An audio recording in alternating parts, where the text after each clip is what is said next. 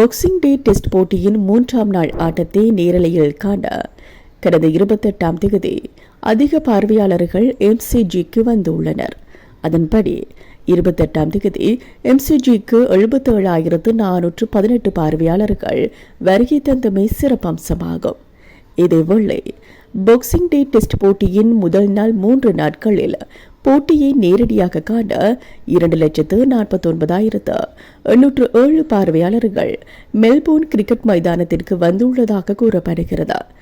இவ்வாறானதொரு பின்னணியில் எதிர்வரும் 2 நாள் ஆட்டத்தில் பார்வையாளர்களின் பங்கேற்புடன் MCGயில் இந்த பாக்ஸிங் டே போட்டி சாதனைகளை முறியடிக்கும் என எதிர்பார்க்கப்படுகிறது.